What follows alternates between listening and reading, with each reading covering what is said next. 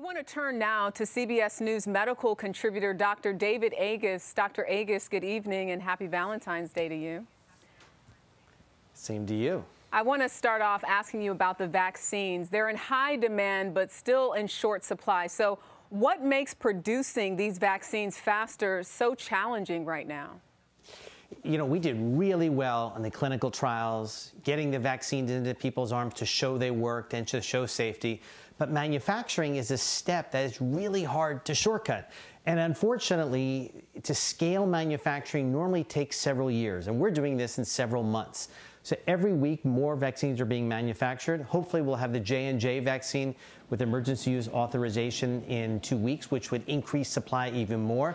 But by the end of March, we should have a better supply across the country so more people, everyone who wants to, can start to get vaccinated. All right. Well, as we do cross that 50 million shots given in the U.S., what does that actually mean when you think about being vaccinated? Can people who are vaccinated still get and transmit the virus? Yes, this is not what we call a sterilizing immunity vaccine. It's an effective immunity vaccine, which means if you get the vaccine, most likely 65–70%, we think you won't have the virus at all if you're exposed. But another 30% can have some levels of virus. We know from a study in Israel out today that it is dramatically lower than those who weren't vaccinated, but they can still have some virus and they can spread it. And about 5–10% can be symptomatic. So it is critical that it is not a free pass. The CDC issued recommendations recently saying that if you've been exposed to somebody after the vaccine, you don't have to quarantine. I don't agree with those, and they don't make a lot of sense to me in terms of stopping the virus, and I would imagine at some point they're changed.